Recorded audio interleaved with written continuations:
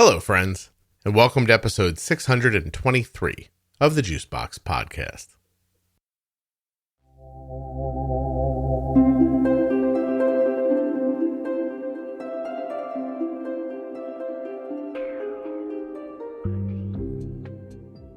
I posted an episode on February 1st, 2021 called Josh Has All the Feels.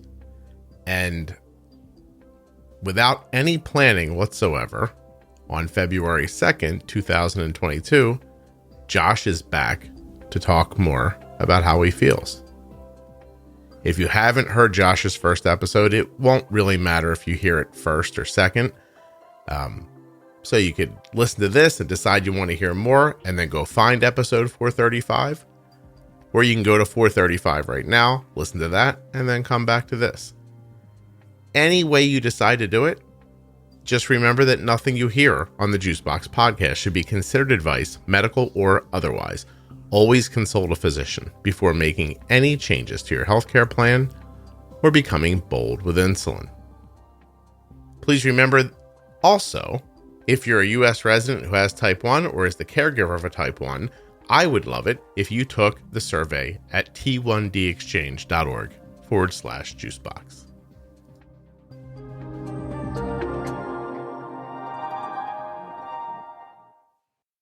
This episode of the Juicebox Podcast is sponsored by Dexcom. Head over to dexcom.com/juicebox and say hello to Dexcom. The podcast is also sponsored by Omnipod, makers of the Omnipod DASH and the recently announced Omnipod 5. To get started on that Omnipod DASH right now, go to omnipod.com/juicebox. You may be eligible for a free 30-day supply of the Omnipod DASH. Hi there, my name is Josh Tobby, and I am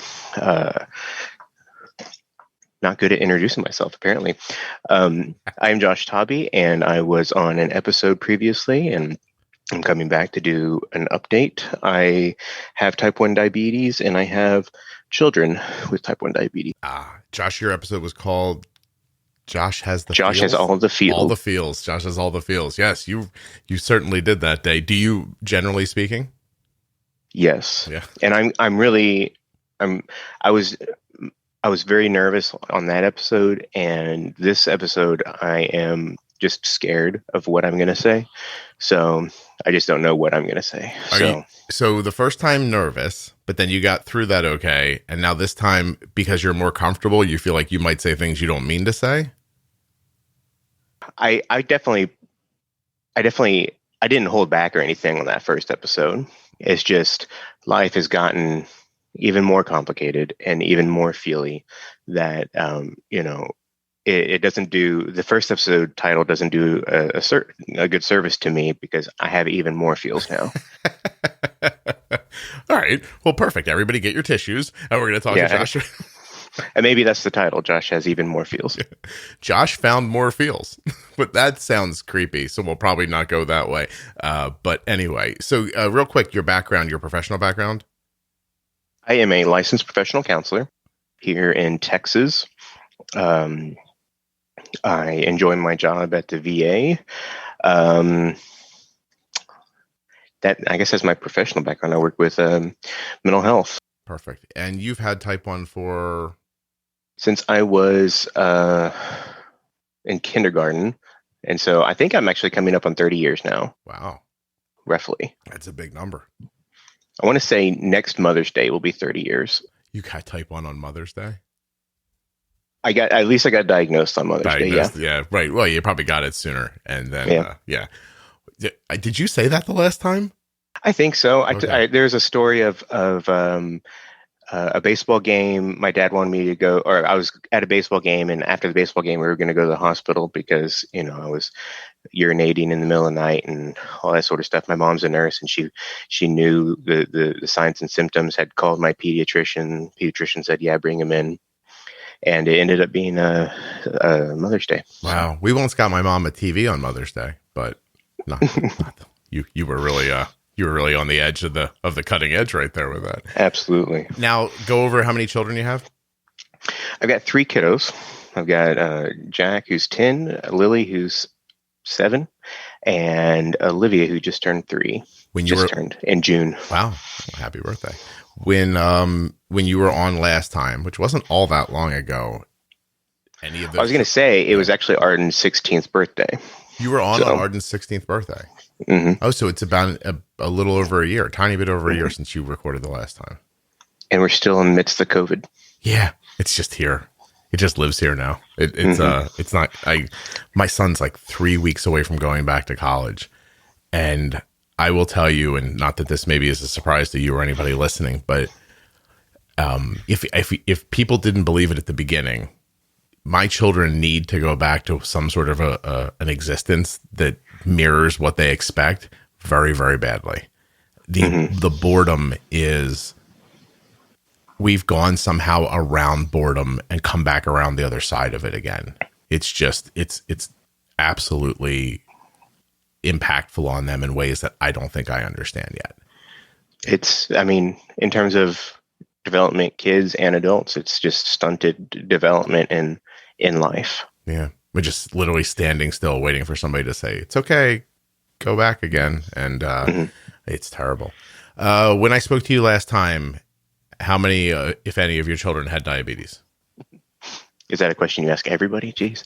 No, my 7-year-old was diagnosed, and I think we were worried about my 10-year-old, and I think I even gave an update right before you posted the episode. Yeah. But now my 10-year-old, as of, I don't know, 3 or 4 months ago, maybe a little bit more. Time is another thing that COVID has messed up. He has been diagnosed with type 1. Okay. And he very quickly went from,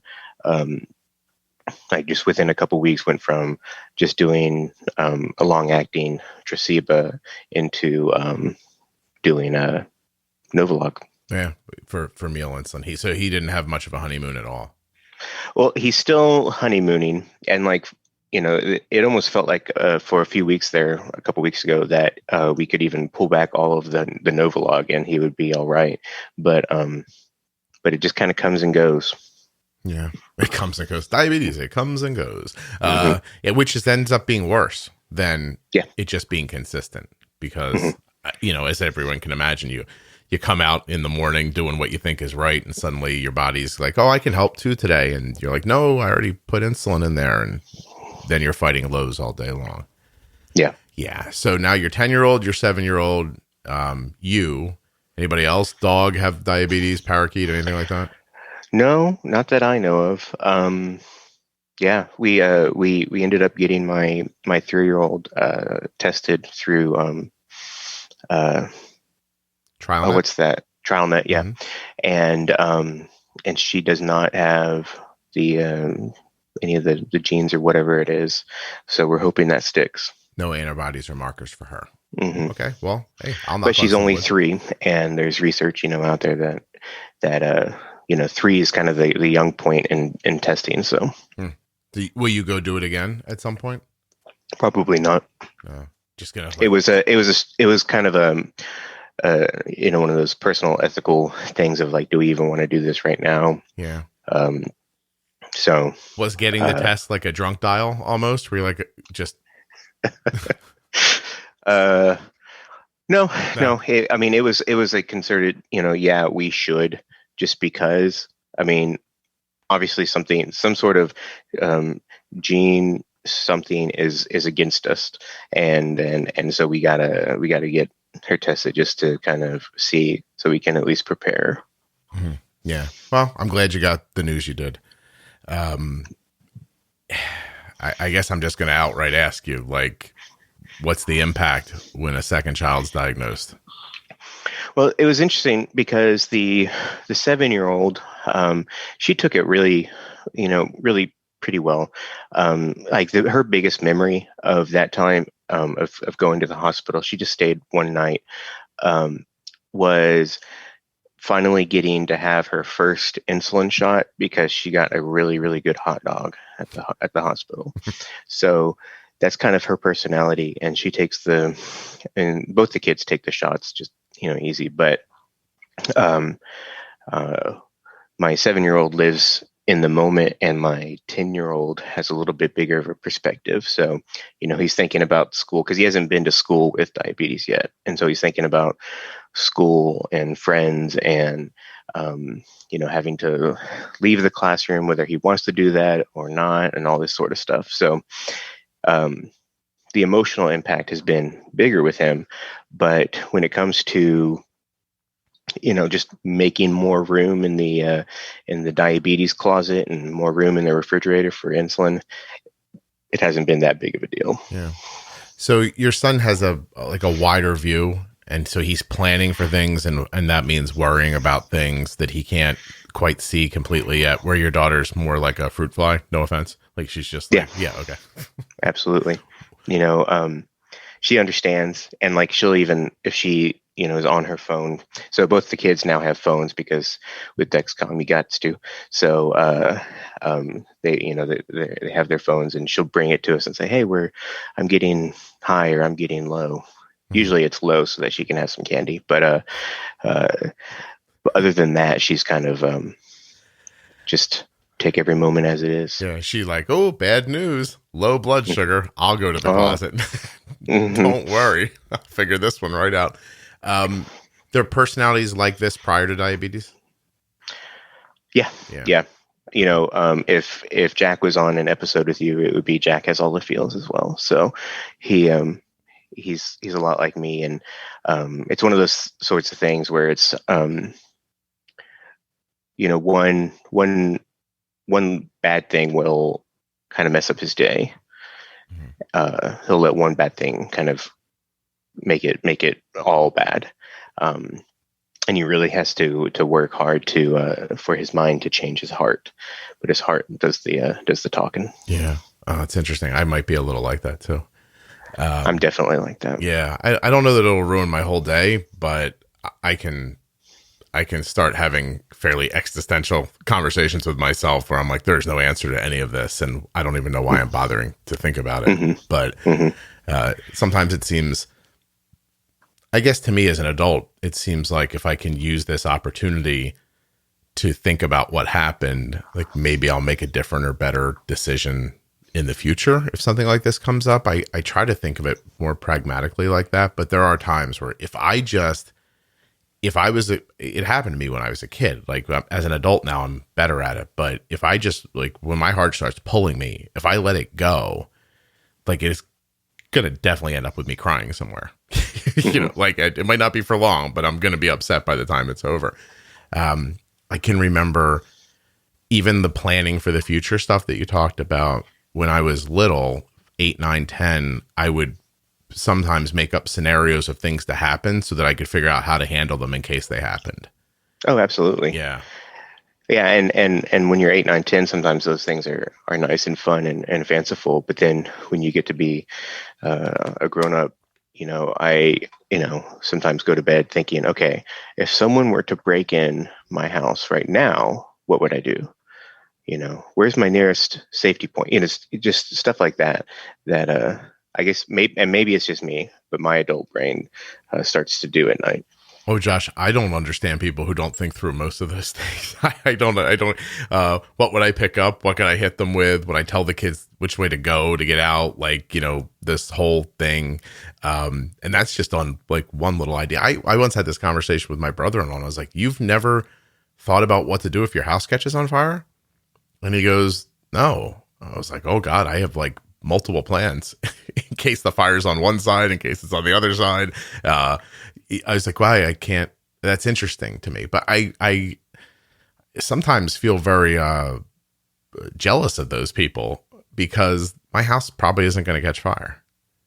And It's fairly likely that no one's ever going to break into my home. Although I do have a plan. I also know what I'm going to do if I find a genie bottle. So I don't understand all you who don't have that thought out either, because you're going to get in the moment, screw it up, and end up with a giant penis and no money. So, and it's going to be so big, you're not going to be able to walk off the beach. And I know that's where you're going to find it, on the beach, because that's how it was in the cartoon when I was little. So yeah, I don't get the not thinking things through. Now I'm not, there's a technical word that I don't know, like obsessive. I'm not obsessive about it. I don't rethink through what's going to happen if someone breaks in, but I've had the conversation with myself, like, what am I going to do here? How far would I be willing to go to help people? Like, I don't, you know what I mean? That kind of thing. I can usually shut myself off after long enough, and being able to say, you know, is there any good to this line of thinking? Mm-hmm. You know, it's a counseling trick, not really a trick, but, you know, something just to be mindful. Is like, is this line of thinking helpful? No, it's not. Are you able to use that with your son? We have broached it. He doesn't.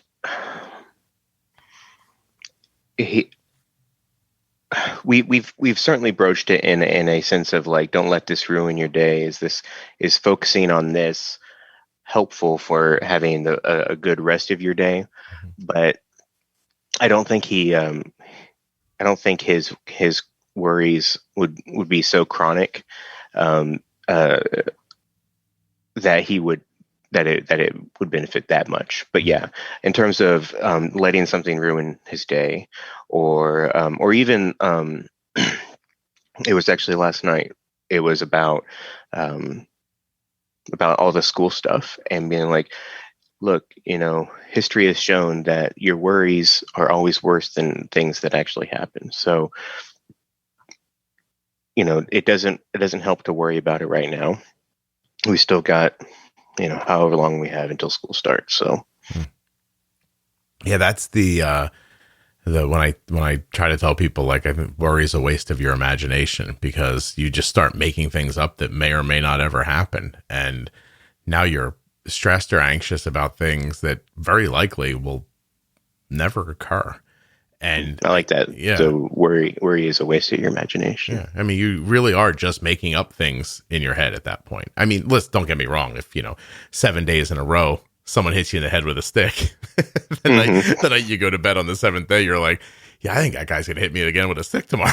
Like that's a different thing. But when you have no reason to think this other than your own, you know, made up concerns, and it's hard to explain to a child that you're making things up, you know, that may or may not ever happen. Like, wait to see if they happen, then be upset if you want to be, or come up with a plan. That's something. Is go ahead. I'm sorry, you're going to say something. But to think about, you know, kind of going back and looking at it in a bigger perspective, right?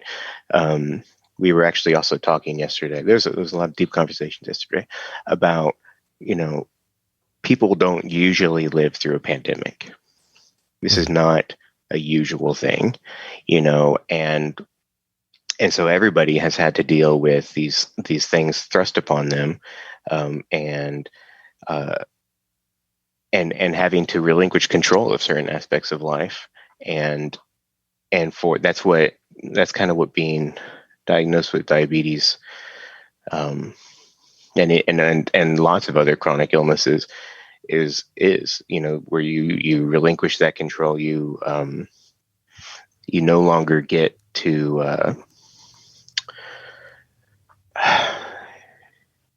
I don't know what I'm trying to say there, but the COVID thing has affected everybody like it's a chronic illness.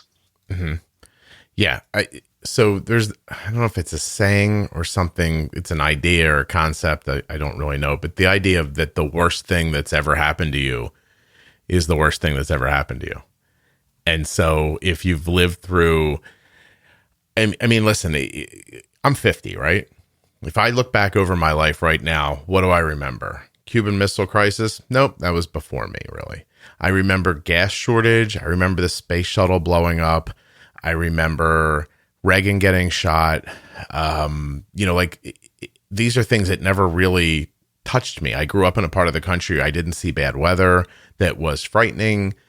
So for me, the world was a place that was about getting up, taking a shower, going to school, or playing with my friends, trying to keep my parents off my back, trying to find a Playboy magazine in the woods somewhere. Like, this was pretty much my existence, right? Like, it was a 1980s version of Stand By Me for the most part.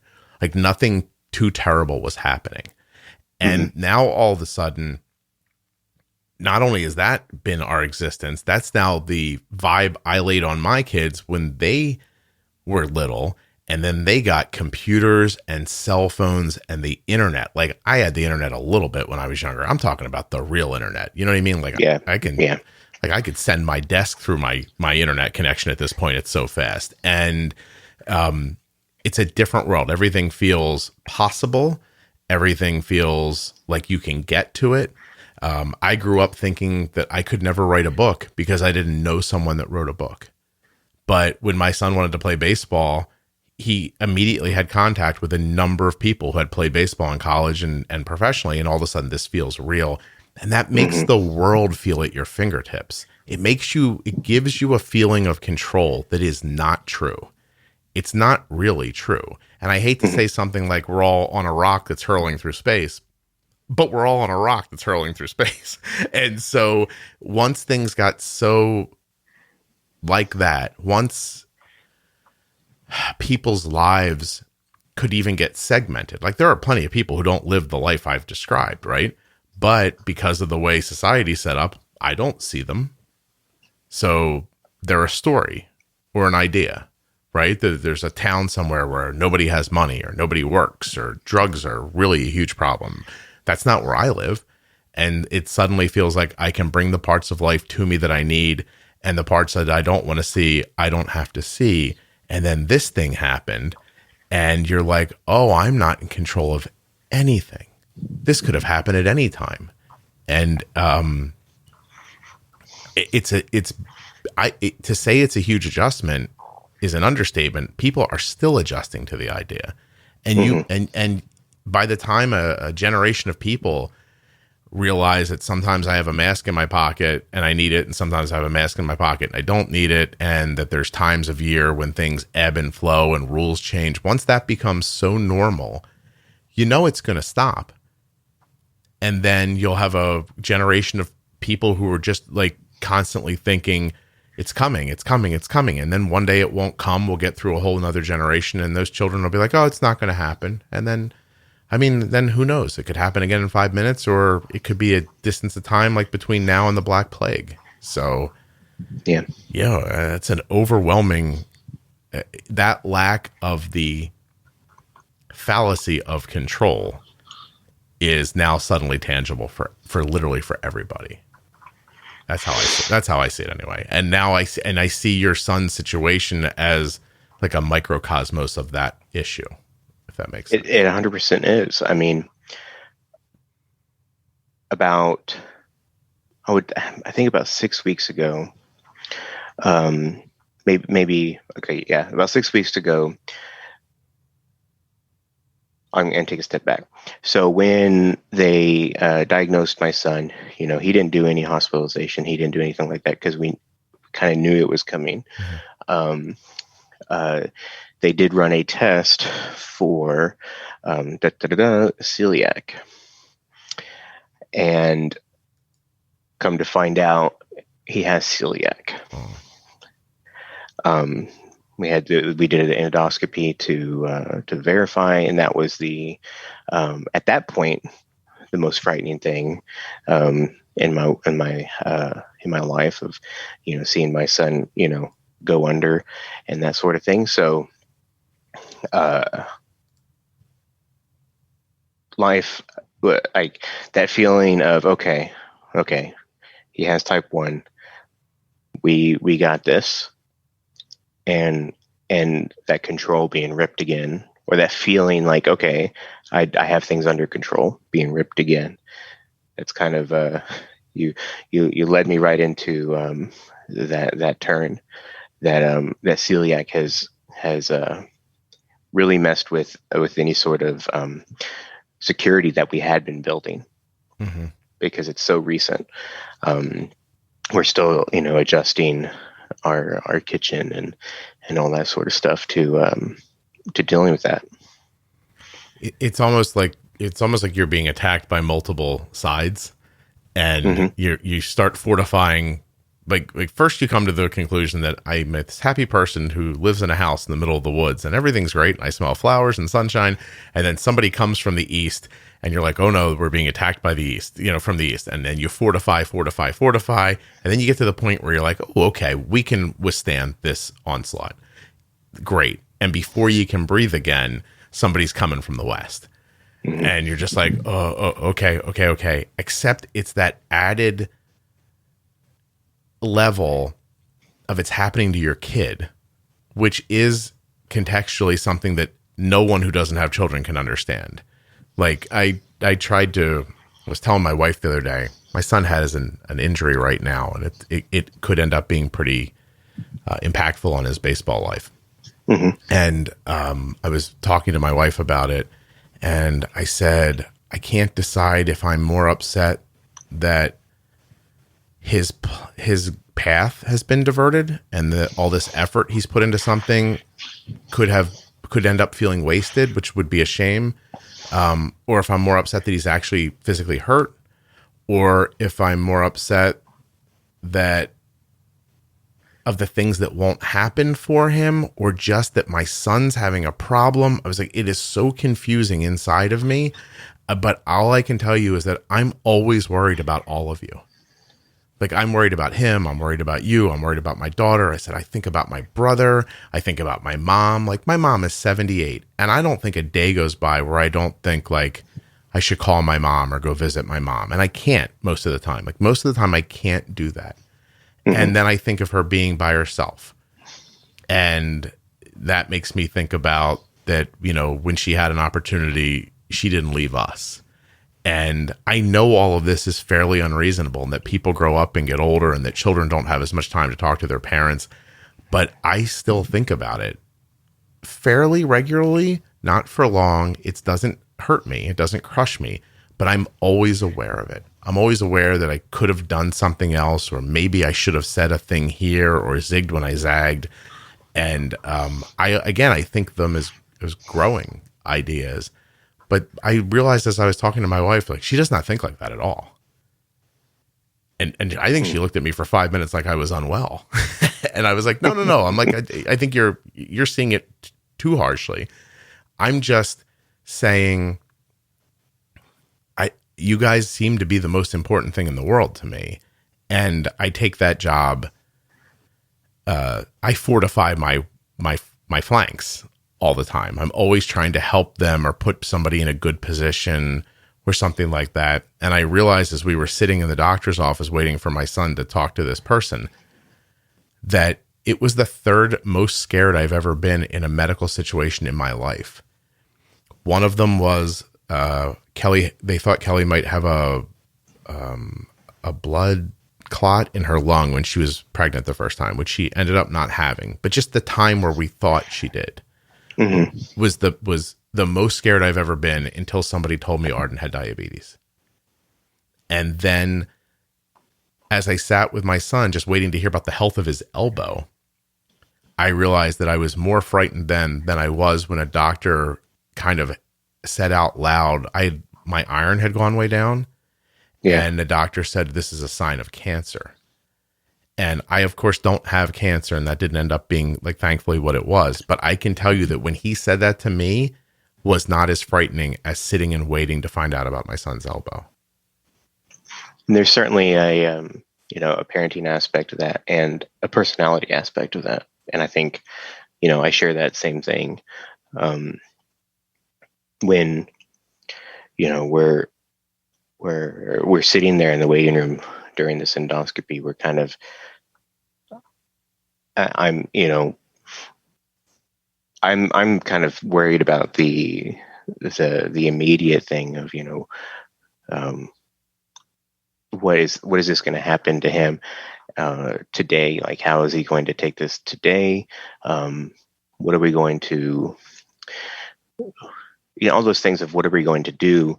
And I know my wife was worried about that as well, but then she sometimes can have an even bigger, perspective of like, he's not going to be able to, in like going to someone's wedding, and if they don't have, a gluten-free cake, then these little things in life that continue to remind us of these illnesses, and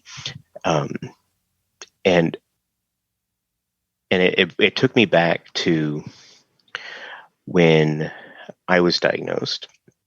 So, well, for last episode, it took me about 2 weeks from my daughter's, the very first, type 1 diagnosis that we had, for the kids, to realize, at first I was really scared that my daughter was going to have the same sort of, upbringing with diabetes that I did.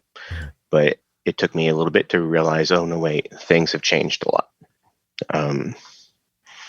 Thank goodness for Dexcom and things like and carb counting. So things have changed a lot, and really nothing in her, like we talked about, in her day-to-day life has affected her. I get less sleep because I'm constantly monitoring blood sugars, and my wife gets less sleep. But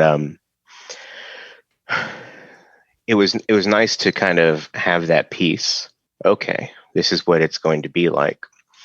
There's future worries about, having children or for her and all this sort of stuff. But then now celiac comes, and celiac pretty much does exactly what it changes, exactly that part of life that I had to change whenever I was young with type 1, and that's that diet. I see. And so it's like this, okay, sense of comfort, and then the carpet pulled out again. And you're right that I am infinitely more upset that it's my son and not me. We were told by his his gastro doctor to, have everybody in the family tested, just because it's genetic and that sort of stuff happens. And so I got tested, and if you want me to go on a long rant about the state of healthcare, again, I'm pretty sure I did that last time. I can, because it was trouble enough to get a doctor to approve my test. But so I got tested for celiac, and when I got tested, I was wishing that I had it. I wanted him to not be alone, because that's what I felt when I was younger of this, because I didn't know any type 1s. All this diet stuff was new and changed for me. And I wanted him to have, someone just that he wouldn't be the only one. Mm-hmm. But, I guess fortunately I'm negative for celiac.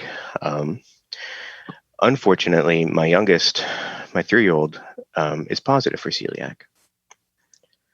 Wow. So we have all 3 of our kids have chronic illnesses and split up.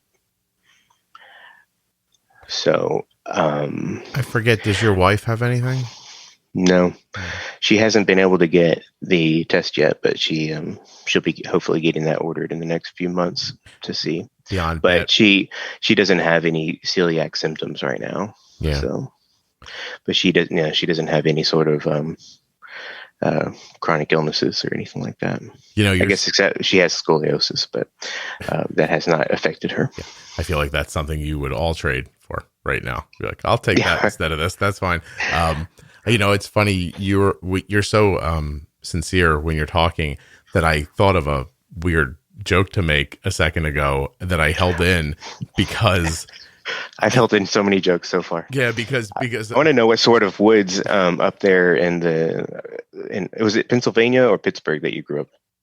Pennsylvania, near Philly. Pennsylvania. What sort of woods in Pennsylvania grows playboys? I don't know, but people just leave them in piles.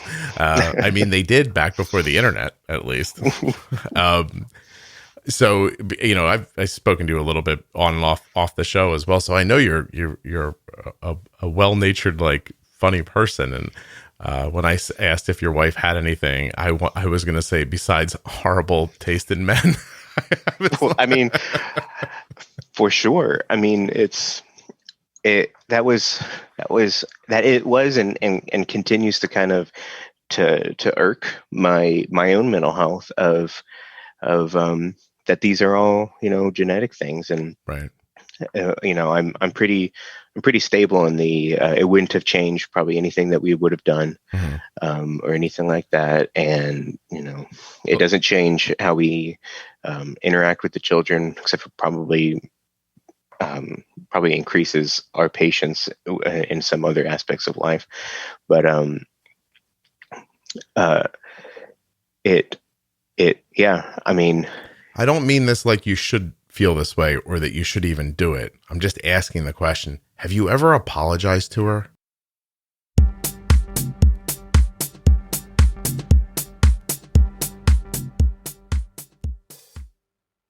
I'm going to tell you about two very important things before we get back to Josh and find out his answer. And by the way, this episode just keeps climbing. It's really wonderful. Josh is being very open. And anyway, these are supposed to be the ads. Dexcom.com/Juicebox. What you need is a continuous glucose monitor. You need to be able to see the speed, direction, and number of blood sugar. That is very important when you're using insulin. You can pick up your phone, as I'm picking up mine now. Swipe up, touch an app. My daughter's blood sugar is 87. It's also drifting down a little bit. It's got me thinking, maybe it's not going to hold up. She just got into bed, and I'm going to do something about it before it becomes a problem. Imagine that. Imagine knowing where your blood sugar is headed so that you can get ahead of it. Dexcom.com/Juicebox. When you get there, you can get started right now with Dexcom. You can learn more about it, or you can say hello to Dexcom. Now I'm going to actually go to the website, .com/Juicebox. And what happens is when you get there, you're going to see everything you need to know. You can get started with Dexcom G6.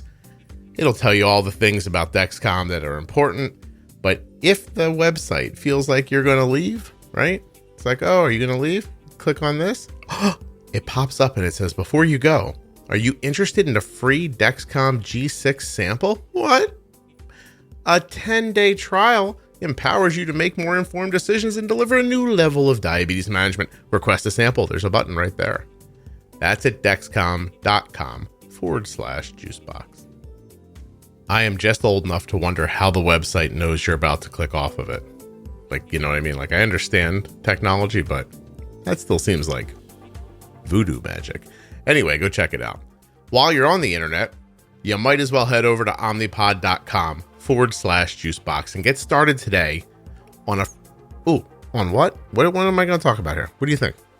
I'm going to say the Dash, because they have a free trial, a 30-day trial that you may be eligible for of the Omnipod DASH. If you like it, you just keep going with it. It's all good, right?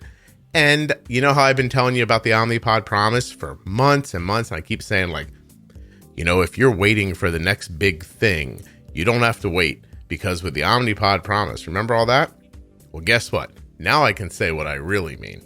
There's no need to wait for the Omnipod 5, because with the Omnipod Promise, you can upgrade to the Omnipod 5 at no additional cost as soon as it's available to you and covered by your insurance.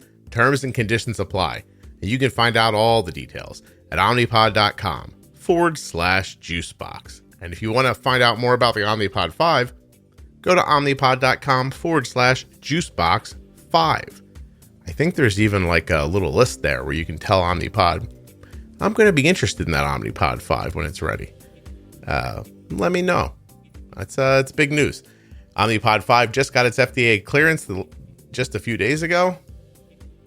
And if you want to know more about it, you should check out episode 620, where I interview the CEO and Senior Vice President of Omnipod, and we talk all about it. Omnipod.com/Juicebox or /Juicebox5. Check it out. There are links to Dexcom, Omnipod, and all of the sponsors at juiceboxpodcast.com or right there in the show notes of your podcast player.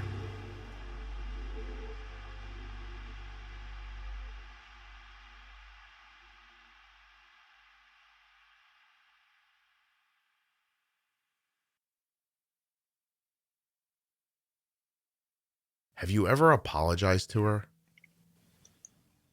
To my wife? Yes. Yeah. Oh, and I guess in my my deeper into that spiral that just kind of said, you should have married somebody else. But that's what I'm talking about with my son, though. You can't really know what to do or what not to do. Honestly, even though you had type 1, did you really, when you were in your 20s, think that any of what's happening to you right now was going to happen? No. You would have no way to believe that this was going to happen, right? So, when I was in my 20s, let's see, it was still early 20s. So it would have been, 10 years ago, right after we had my oldest, that we went to a geneticist. And I guess, I don't know the timeline of research and how they the education that has evolved with how type 1 comes about. But they told us that because I don't have anybody in my family. I don't know anybody, at least at that time, that has type 1 diabetes. Mm-hmm. That there was some sort of fluke, and that we shouldn't worry. That the chances for type 1 in our kids is much less because I don't have any genetic link. Yeah. Well, that didn't work out. No. Because this is going to. It's like the internet. It's like giving us false control over life. Yeah. I think that all the time, that when someone tells you like, oh, your one kid has diabetes, that's only a 10% greater risk for someone else too in your family. I always think like that's something they tell you. It's almost like there'll be a cure in like 5 years. Don't worry. Like it's there's like hope nuggets that people like to try to sprinkle on you. I like how people will come on here and say like, my doctor doesn't seem to meaningfully understand diabetes at all, but I do really believe this thing that they said. I was like, yeah, because it's confirmation bias. You're like, you want to hear that. You want to hear that you're not, at any greater risk. I'll tell you that prior to us having kids, I remember my wife saying people in my family are in the bathroom a lot. Right. But okay. Who knows what that means? Well, it takes, then suddenly the grandmother gets a celiac diagnosis. When that happens, I don't think, oh, geez, we shouldn't have children because one of our kids might have an autoimmune disease. Like, that's not where your brain goes. You're just like, oh, grandma can't eat bread. And, and like, that's sort of how it is. Like we understand celiac now much, much better than we did even 20 years ago. And so you're just like, okay, whatever. And no one else in her family has any real history of anything like that. I'm adopted, of course. So who knows, right? My iron's probably been an issue my entire adult life. I didn't know about that. And Kelly, gets a thyroid issue after having Arden, but we didn't even understand the connections back then either. It took Arden's nurse practitioner years and years ago to say, because we couldn't get anybody to give Kelly a diagnosis on her thyroid. And so I was talking about it one day. So then that's me. Like, this podcast shouldn't be any surprise to people who really know me. Like, I have a problem. If I can't figure it out, I start talking to other people until somebody just goes, oh, I know what that is. Like, to me, that's like the human internet. Like, you just keep pinging people until they have a response that's valuable. And so we find out for that. And now Cole has Hashimoto's, which isn't diagnosed till he's 21 years old.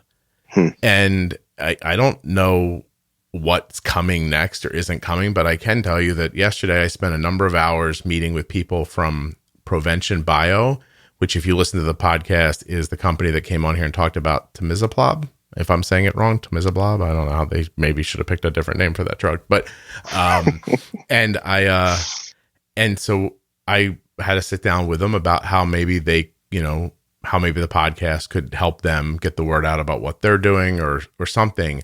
And it was a very preliminary conversation. And at the end of it, I said, listen, I think what you guys are doing involves science we understand, which means that you don't need to invent something for the next thing to happen. This thing's either going to work or it isn't, right? And you're going to, while you're trying to prove it out and get it rolling, if I can be helpful with that, I will be, because I think it's valuable whether it works or not. The endeavor is very valuable. And then I said words I've never said before. I said, because, you know, my children's kids could have diabetes. And I never thought that out loud before in my life. But it's completely true. It's completely true that my children might have children who have celiac or a thyroid problem or diabetes or any number of issues like that. And there are times when Arden's like, I think I might just adopt if I have kids. And it seems like it's not a scared statement. It seems like a mature statement. Like, you know, she's never said, I don't want to keep this train going, but I think right now, because she's young, it's more like, I do not want to have to help a kid with diabetes might be her. I'm sure that will change as she gets older, like her feelings around it. I'm never going to really know until she's older what this is about, when she can maybe more fully contextualize it for me. But I just found myself at that meeting thinking, yeah, maybe I could do something today that might help family members I never know. You know what I mean? And yeah. So let's see what that does. But I mean, because what's the other option? You just stop living, and that doesn't seem valuable either. No. You know, I guess my thoughts have never gone. I guess they don't stay on, you know, the health of grandkids, but certainly we have talked about and thought about, you know, the genetic joining of any of our kids in someone else. And how, you know, letting any of my kids' future partners know about me being a alpha-1 antitrypsin deficiency. I don't know if you remember that from the episode, but and that can cause more acute issues earlier on in life. So that idea of passing it on, it's scary, but you're right in that it can't stop us. When you said that, what Arden said, you know, the first thing that came to my head was, you know, that usual, I say usual, but oftentimes with chronic illnesses, you have this lower self-esteem, you have this, you know, mild depression can happen.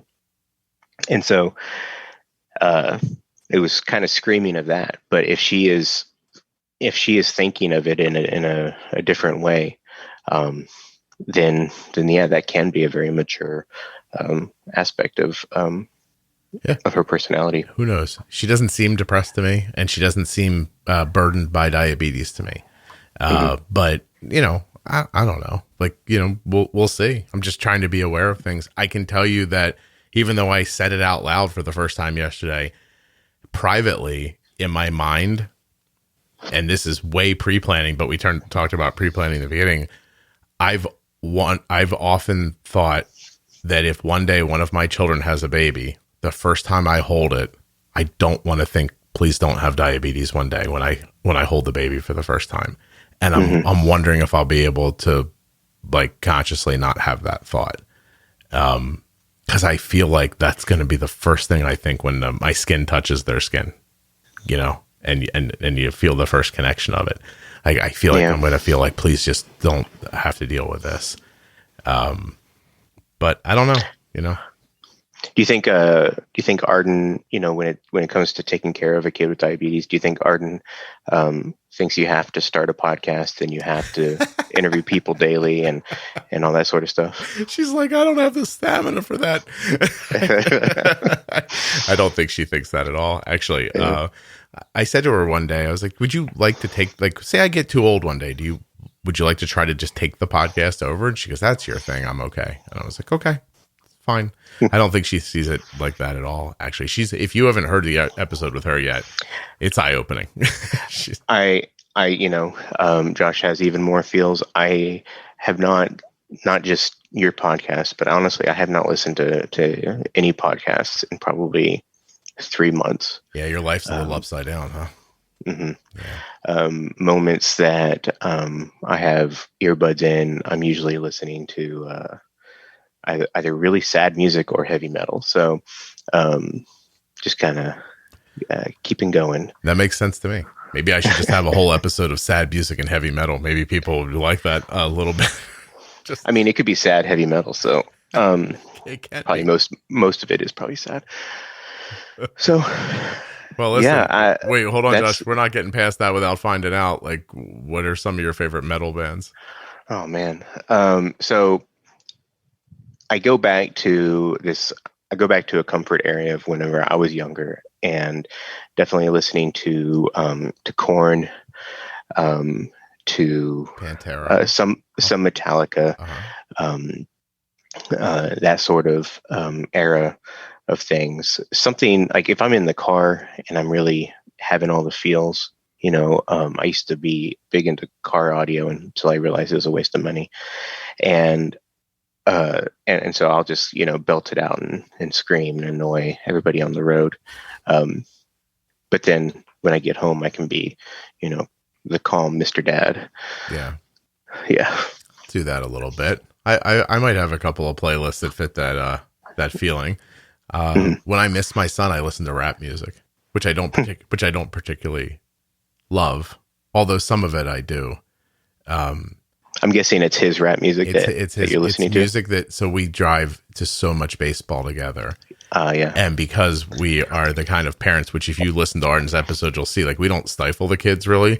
So, when it's his turn to put music on and it's, Pop Smoke, Meek Mill, Dave East, like stuff like that, I try to find something in it I like. It turns out the things about it I like, he doesn't even know. I'm like, the guy's got a really great resonance in his voice. And he's like, what are you listening to? I was like, I wonder what microphone he's using.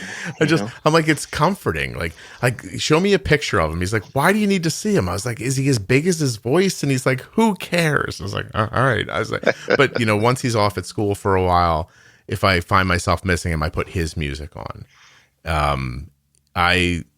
I'll go through rolls through old Metallica and stuff like that. I'm not a person who puts on music from when I was a kid too much. I remember how much I loved Guns N' Roses, but I don't really need to hear it anymore. Mm-hmm. Feeling if I get when I'm trying to calm down, I listen to the cello. And I've started to like more of 70s. Which stuff that I would have thought was oldies when I was in the 90s, but now you realize how good it was, like Crosby, Stills and Nash and stuff like that. Like you didn't, you know what I mean? Like, so there's always a place in my heart for Crosby, Stills and Nash and Cat Stevens and Paul Simon and Neil Diamond, all that sort of stuff. So I'm so glad that radio is not really a thing anymore, because the last time it was, they were playing Guns N' Roses on an oldies station one time. And I was like, all right, I'm done paying attention to the lineage of this now. I'm like, I do not need to feel badly about this. But yeah, I just, that all makes sense to me, Slightly, not really off topic. What genre do you think ABBA is? What would you consider ABBA? ABBA's pop, isn't it? My wife and I were discussing it, so I didn't really know. I didn't know what I was kind of putting it into. Where did you have it? In between like a disco rock sort of thing. Yeah, I guess that it had that flavor. So if you just Google it, it comes up rock pop. I don't think I would not see it as rock. But that sounds like the categories that Best Buy used to put their CDs in. Exactly. There's a picture of them on stage here in these white robes, and to be honest, they look like a Christian band in this image. They really do look like they're going to tell me I should listen to Jesus in this one here. And then they get a little more hippie-ish at times in their photos. It's interesting. I only know the one song. Mhm. So, although I have seen the musical, I can't believe I just said that. What was it called? Was it Mamma Mia? No. Yeah, no, there was an ABBA. Oh God, I don't. Mamma Mia is a musical, but I don't think it was. It wasn't the I ABBA think it's that. musical. They did like a stage thing. It was just ABBA music. I really don't remember. My wife took me to it. I will be 100% honest about that. And oh my God, wow, here's a weird memory. Okay, I don't want to bum everybody out, but you're on, so it's okay. It was, we had tickets, and the night before my father passed away, I spent the whole night in the hospital. I came home, I got a few hours of sleep, woke up, got in a shower, got on a train, and went to Manhattan. And I remember sitting in that musical like numb and exhausted. And, but I didn't want to let people down that, we had this thing and we went anyway. Maybe that's why I didn't enjoy it. I guess now that I'm looking back. Certainly can have some repercussions of what you're doing around such a dramatic time. Yeah, I couldn't even believe that I didn't remember that until just now, actually. I wish I could remember the name of that damn musical, because it wasn't Mamma Mia. Or was it? No, damn it, I'll find out and put it on some episode somewhere.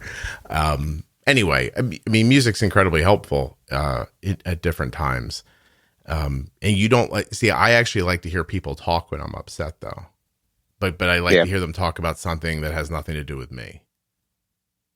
I think I probably am usually the same way. And then I love podcasts, but if something, I don't know, something just kind of shook me out of that. Yeah. That, I guess, that need at that time. And just needing to be more ever present. Yeah.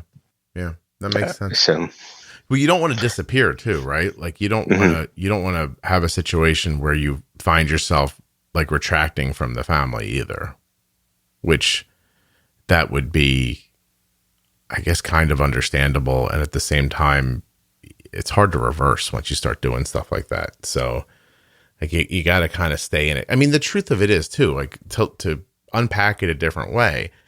You've had diabetes for 30 years. You okay? Yeah. I mean, yeah. Yeah. I mean, honestly, you're okay, right? Like get up, you go to work, you have a car, you listen to music, you buy food, you eat. Like the truth is it's a disappointment and a shaking of expectation, but it's not really the end of anything. It's just a change of from what you expected to what you got. Like that's how I was thinking about my son the other day. I was like, if this ends up like sidelining him for a long time or stopping him, he's still a really bright, happy, energetic person who's smart. And like, it's going to be this one little aspect of his life that's going to be different. And I'm not minimizing diabetes. Certainly I'm as impacted by it as anybody else in my situation. But I mean, Arden got up this morning. She got in the shower. She got dressed. She went off to her high school to do some community service, and she'll spend 4 or 5 hours there by herself. She'll come home. I haven't heard from her. I mean, I could pick up her thing right now, and I don't even know what her blood sugar is, but I'll look for you. It's like 97. It hasn't been over 110 in the last 3 hours. She's been out of here for like quite some time. I don't know if she's eaten or she hasn't eaten today.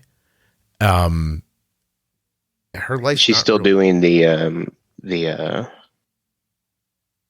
why am I blanking on it? I'm doing it as well. You want to say loop? Yeah. Is she still doing the loop? She is doing the loop right now. I think we're so close to Omnipod 5 right now, but I don't know. And so we are going to try it, and we're very hopeful for it. Just because it's less, it's more off the shelf and less, DIY, for certain. But, I mean, that's what she's doing. It's, I had a long meeting yesterday. I was out of the house for 4 hours in the afternoon. I met them for dinner. When I got there, she was having nachos. Like, they had water ice afterwards. I mean, her life doesn't look, I mean, with the exception of picking up her cell phone and pushing a couple of buttons last night, I mean, I don't see that her life looks any different than anybody else's. Mm-hmm. You know? And when you said something where it doesn't, take anything away, that's where that thing of pulling me back to when I was 6 and stuff like that happens, because it's been 6 weeks since my son has had a Happy Meal. Right. And it's just those double whammies. My 7-year-old, who, I'm not saying she started all this, but her diagnosis started all this. She's living the repercussions of, a family member with celiac. So right. Her diet changing some too, and just kind of learning how to appropriately deal with my own guilt of going and wanting Raising Cane's or something like that, and my son not being able to. So it's been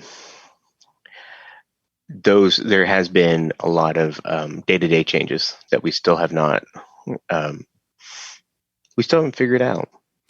Let me ask I'm you, really hopeful that there might be people that might listen to this out there that can help, because we've talked to people, adults with celiac, but it has never been how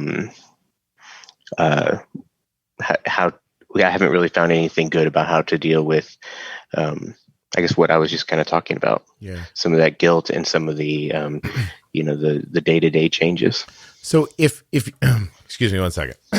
If I was you, I put myself in your shoes now, and I have all your credentials and your backgrounds, and now you're the people you help. Explain to me why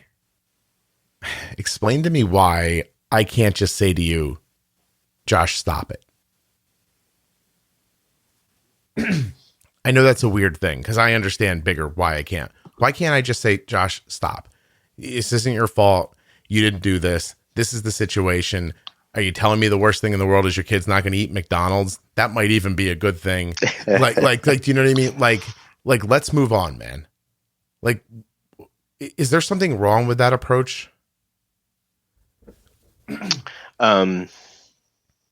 That approach is much more of a confrontational approach. It's a reality therapy approach. It's what I hate saying his name, but it's what Dr. Phil does. Okay. And there isn't anything wrong with that, especially if someone is stuck. If it's been a long time and they're stuck at that. Yeah.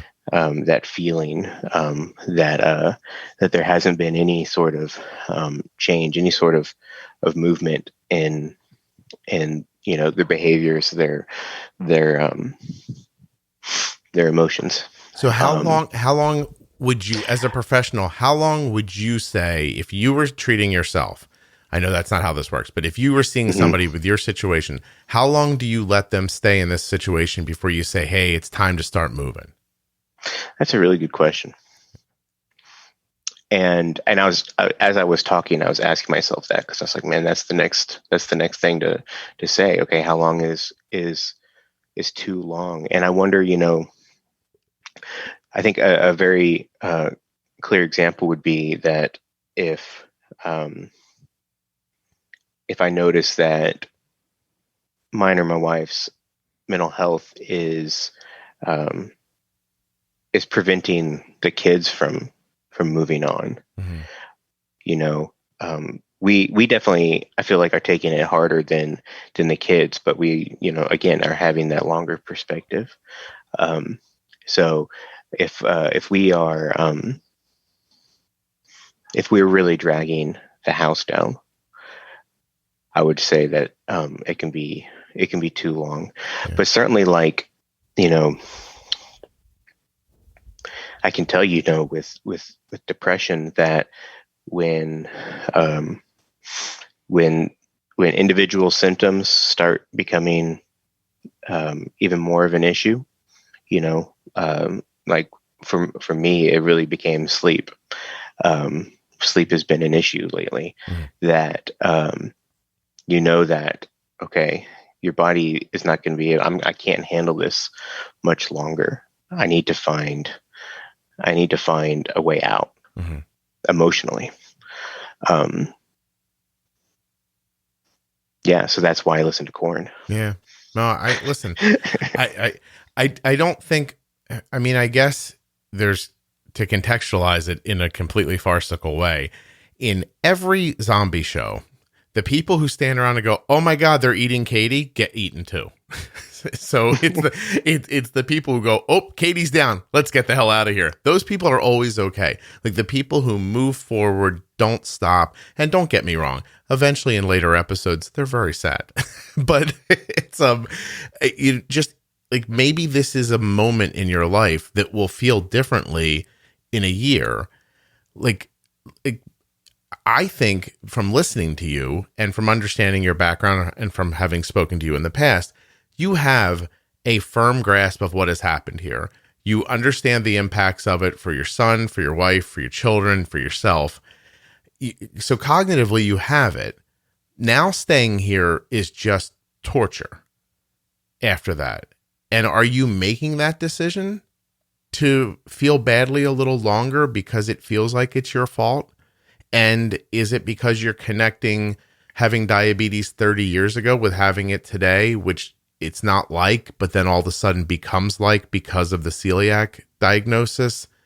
Except, I don't know, man. Like, what are you missing with a celiac diagnosis, really? Like bread and pasta and like, I don't know. Like, I've never looked into it. I do know, by the way, for people listening, that episode 439 is part of the How We Eat series, which is about being gluten-free. I just wanted to throw a plug in there for the podcast. I'm actually really proud of the How You Eat series. There's, maybe 10 of them now. Plant-based, gluten-free, low-carb, vegan, carnivore, flexitarian, intermittent fasting, keto, FODMAP, people who eat the Bernstein way. I'm enjoying talking to people about how they eat. But what I can tell you about every one of them is that every one of them is doing something that is in some way restrictive, and no one feels that way. Yeah. And that's one of the things that's been the most fascinating about talking to them, is that from an outsider's perspective, or from a perspective of someone whose son was just diagnosed, it feels like it's all about the things you can't have, but the people who've been living it for a while don't feel that way. And that would make me feel better if I was you. I wonder, going back to control and choice, and I don't know, I have not listened to those episodes. I know that my wife went back and listened to particular episodes in y'all's in your series of different things that might be helpful for the celiac diagnosis. But I want, I would like for me and my son, because there's times just kind of seeing him to have, that option. Does he look like you, Josh? Does my son look like me? Yeah. Does he look like you when you were little? I would say so. I think my mom would probably say so in some ways. I wonder if that bothers you too. Do you feel like you're looking at yourself sometimes? He likes Legos. He likes video games. I don't think he likes Korn. I don't think he's listened to it, but we are very, very similar, and also it's one of those things where it's like, we're the two boys here. So if your son came to you in a moment of clarity and maturity and said, "Dad, are you happy with your life?" I would start crying immediately just because he asked me that. Oh, okay. But forget it. I'll ask you, overall, like, is it a good life?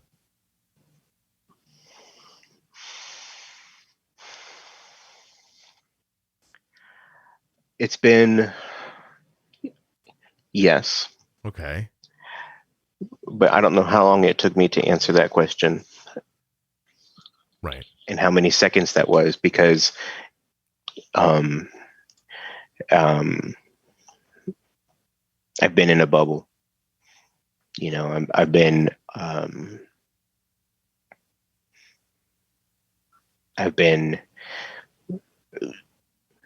very deep in that spiral for a while, and in terms of depression, I think it's interesting that you kind of think of, you know, what hopeless means. I have no hope, but sometimes it feels like there can be something beyond even hopeless, where it's just, where I guess it's almost like a giving up any sort of idea that I have control over the good or bad outcomes that are happening to me and my family. Yeah, you don't have any control over it at all. It's all random. It's nothingness. It's just what it is. And if you're listen, I'm on a completely different level. I you know, in a similar situation. I was telling my son last night, there were 2 hallmark moments where I said, I think I should have said this to you, and maybe this wouldn't have happened. And he's like, nah, it was going to happen anyway. And he started laying out why he thought it would happen anyway. And I think he was right. And yet my inclination was to say, yeah, but what if I would have? And then I'm what ifing. And then I'm like, this is just ridiculous. It's meaningless. It's fruitless. You'll never, I can't go backwards. Like, I cannot go backwards. I cannot take him backwards. All I have is what we do next. And I'm either going to take him I told my wife, I said, while we were sitting there waiting for the doctor to read the MRI, I thought to myself, I know what kind of parent I am, but let me just double check in a second. Am I about to be very upset, or am I going to be stoic and pick the best path? Because there was like a child inside of me that wanted to just cry and just give up. Like, he's like, just give up. You know what I mean? Like, if there was a voice in my head, it was like, this is it.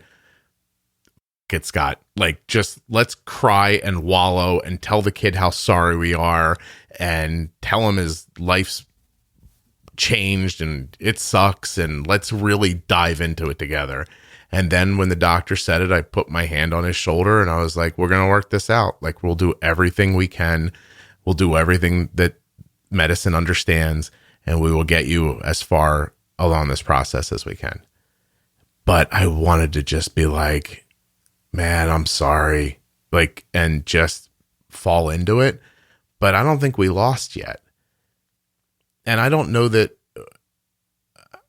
short of dying, there is any losing, right? There's just recalibrations and changing paths and living with the zombies, and, you know, just keep going. Like, because there's no alternative, Josh. Like, there's literally no alternative. Like, you're either going to, like, look yourself in the mirror one day and be like, dude, that's it, man. Pull it together. Let's go. Right. Or you're going to be in this space. And the longer you stay in this space, the more likely it is that your son will find this space. So if you can't do it for yourself, fake it till you make it and do it for him. Like, I don't know that I've ever thought about it this much before, but like, that's how it occurs to me in the moment. If that makes any sense. Also, your Texas came out a minute ago. You referred to the podcast episodes as y'alls. I've never heard it out of you before. That was the first time I heard it. Yeah. My phone now doesn't care if I type out y'all or not. It lets me do it. So, I'm in that fake it till I make it zone. Yeah. But, you know, I was realizing this the other day that when I was younger with type 1 diabetes, we did not have the continuous glucose monitor, and I did not want to check my blood sugar. But you know, I kind of taught myself, or was taught in some ways, to continuously monitor how I felt, Do I feel low? Do I feel high? Am I going low? Am I going high? What do I think what's happening? To try to stave off any, ups and downs. That probably came, even more so when doing carb counting, but still without the continuous glucose monitor. Mm-hmm. And so I think, unfortunately, that has continued on in my life when instead of knowing how I'm feeling, I can just look and say, okay, let's see what my blood sugar is. I'm 157. I'm actually coming down a little bit. And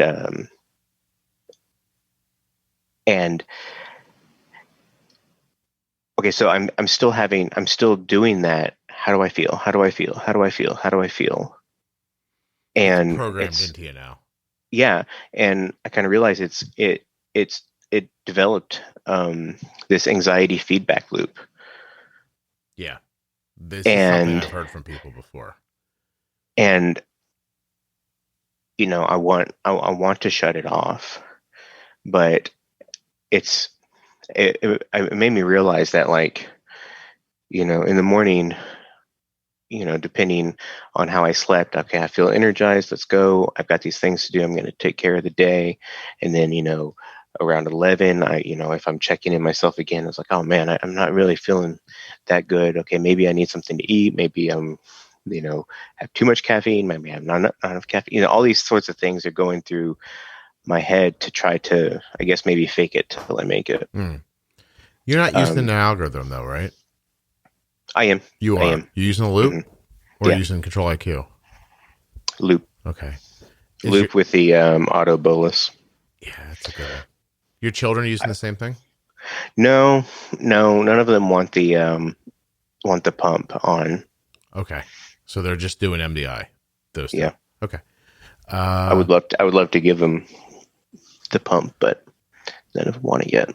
One day they'll ask about it. Yeah. Yeah. So that takes a lot off of me until, like, the cannula, whatever, comes out or whatever, and then I have to come back to my own health. But, like, also the I don't remember where I was going to go, but that feedback, it keeps me, I don't know where it kind of keeps me in that, probably in that, what we were talking about, that anxiety point. You're in like an anxiety feedback loop where you're like, I wonder if I'm okay. I am okay. Oh, good. I wonder if I'm okay. I'm not okay. Oh, good. But are you really? But let's just talk like there's, by the way, before I ask you this question, I have thought for the last 15 minutes, I wonder how a job change would impact your personal life. I wonder if you're just too involved in how people feel. Because I would love to make furniture and bass guitars and work with wood for the rest of my life. Yeah. I say that, but then I would probably get annoyed and, a little bit too much of a perfectionist and wouldn't be able to produce anything or something like that. But listen, I know men who in their entire life haven't had as many deep thoughts as you've had in the last 25 minutes. And they just move along like a train. You know what I mean? I'm not saying it's good or bad. I'm just saying, like, maybe like you don't have an escape, because then when you go to work, you're going to delve into somebody else's thoughts and issues. And then I'm assuming you see parallels between your personal life and how other people feel. And you probably mix and match and hold things up for assessment. And there's no downtime then for that. It would seem to me. But anyway, what the hell was my question? That was stupid of me to cut myself off. Everything you just said about the anxiety and the feedback loop. Oh, okay. Yeah. I'm sorry. What's your A1C? That's something I, again, because of our lovely health insurance conundrum, I keep on missing this gap of getting my, I I have to order my labs to Quest Diagnostic rather than do it at the hospital, and then I keep messing up and not getting it done. Honestly, because I value the Dexcom information even more. Yeah. And let me pull up my Clarity. Yeah. What is it? What does Clarity say? And Clarity's not going to show you an A1C. They call it something else now. Let's see. Yeah. Well, I forget what it is. Hold on.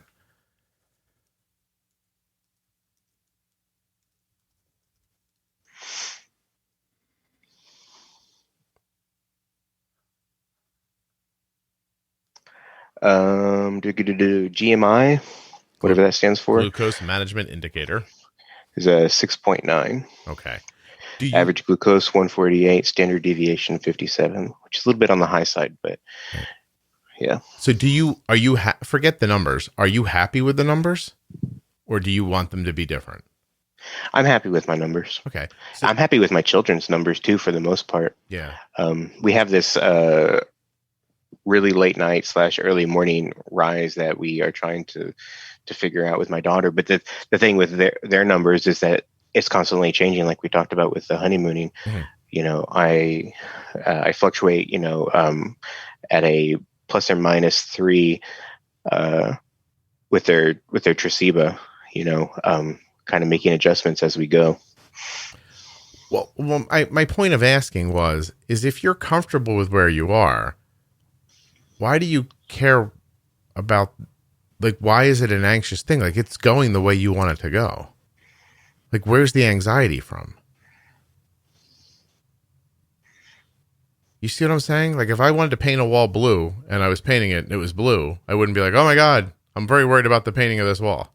It's working out exactly the way I thought it was going to. So your diabetes is going exactly how you thought it was going to and exactly how you want it to go. Why is it upsetting to you? Or is that just your general state and it applies to everything? I think in the past 2 months, it's been the celiac part of it. Okay. So you're literally having trauma from your childhood around eating because it's been brought up to you because of your son's eating change. Yeah. Yeah. All right. I don't need to charge you a copay to make this legal, do I? But do you? I mean, if we tried to make it legal, I think there'd be issues in terms of the cross-state boundaries and all that sort of stuff. I also barely got out of high school, so there might be some issues with regulatory commissions and things like that too. But that's not the point. The point is that you don't need me to tell you that. You know this already, right?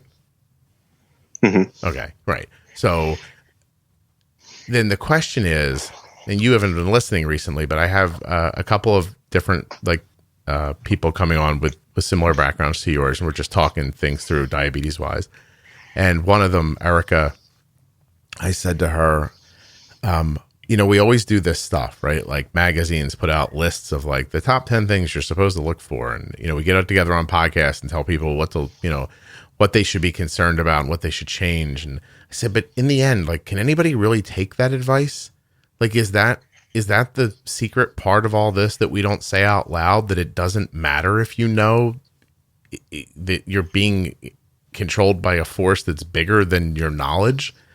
If you can't figure it out, who the hell can? And what do you say to people in this situation? If you were helping you, forget it's you for a second, what do you do next?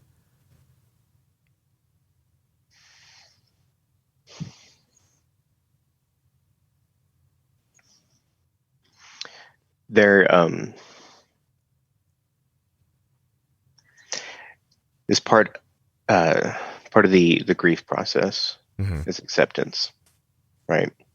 And grief doesn't necessarily have to be someone dying.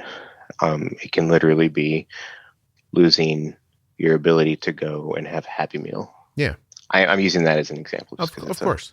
A funny example because it's called a Happy Meal. I didn't think about that part. So, by the way, if he eats it, it'll be an unhappy meal because he'll be in the bathroom. Well, I didn't even add that part. That's the other thing. Is he doesn't have symptoms. Oh, then why the hell are you eating gluten-free then? Right. So we're eating gluten-free because there was there was damage to his intestines. Oh, okay. That they could see in the endoscopy. They did the biopsy, but he doesn't have at least strong, sick symptoms, Mm-hmm. and so instead of it being like, okay, stop eating pizza and you're going to feel better, it's just like, nah, stop eating pizza. So nothing's really changed for him. Correct. Besides him not being able to have pizza or Happy Meals. There's a whole bunch more, like just going to Olive Garden. Granted, we wouldn't go to Olive Garden because of COVID, but like getting Olive Garden to go, right? There's just things like that where, how do you, we found our stance, but the question is like, how do you even weigh like, the idea of, okay, my son's at a birthday party. He doesn't even have celiac symptoms. Can he just have the cake? Oh, but wait, my adult perspective is thinking, okay, well, that could put, damage on his intestine, which, maybe it ticks him up from a 30% to a 31% chance of colon cancer at some point, just Josh, those how sorts many of birthday things. parties is this kid going to? Man, not very many at all. Then let him have I should think of another example, but like this kid's at a birthday party every other day. Just give him, let him have the cake. I think that's what our GI doctor would also say. Yeah. Well, I don't want to tell you, I don't have any other thoughts that aren't fairly common sense. I don't know a lot about anything. So, that just makes sense to me. I would just try that if I was you. Listen, if the kid's 65 years old one day and ends up with some, colon cells growing in his stomach and he gets something, I'm like, that's really going to be terrible. But I don't think that's going to something that happens to him now. And I hate to say this, but something's got to kill him. So, like why ruin everything to avoid something that you might not be able to avoid anyway, or that might not even be a concern? Because I have the thing. I don't even know what it's called. I got an endoscopy, and it's this thing that can be precancerous, but isn't necessarily. And if, I'll go back every 3 or 5 years or something. And if they find the cells, they'll just like scrape them out and keep going. And like that kind of thing. Like, I don't know, man. Like, what am I going to do? You know what I mean? Like something's got to give somewhere. You can't be fortifying every direction, including up, down, and coming from the center constantly, because you guys might as well just go in the garage and start the car and, go to sleep. Like, what's the point of this? Unless can you imagine you have an EV and like 3 hours later, you're like, this is not working. I would feel really dumb. Yeah. You'd be like, God, I'm distraught and stupid. What a mix. And I just ruined the environment a little bit more. You still have electricity. So, anyway, I don't think we should joke about suicide. I just want to say that right now. A mental health clinician joking about suicide. It's probably not the right thing to do, is what I'm getting at. But I'm just trying to make the bigger argument that it's possible that if you ship me your kids, they'll have a. Do you want them? No, I don't want my own. Okay. Stop that. Let's not be ridiculous. Okay. Can I tell you that as we were logging onto this, my son's tuition hit my credit card and it popped up on my screen. So I put my son's tuition through a credit card so I get points. Mm-hmm. So it's not like I'm not charging his college education, but I'm doing it so that I can, so I get points. And it popped up and I was mortified. I was like, oh God, no. It was like right before you came on. I was like, oh God, this is horrible. I don't want your children. I barely want my own. Don't say that. But what I'm saying is unless your kid's a big dummy, you don't think he's going to need any secondary education after high school, and then maybe I could handle him for a little while, but you got to send diabetes supplies. But my point is, what I've been thinking while we were talking? Listen to one podcast today. Listen to Arden talk about diabetes. I think it will be so incredibly 180 degrees from how you think about it that it might help you a little bit. She doesn't think about it at all. like ever. It's almost stunning to hear her talk about it.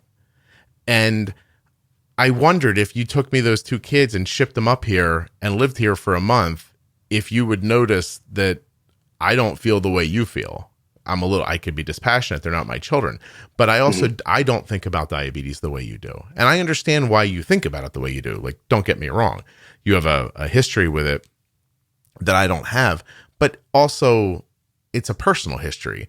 I don't not have a history. When you think of my friend Mike, I literally know that diabetes can kill you if you don't manage it well.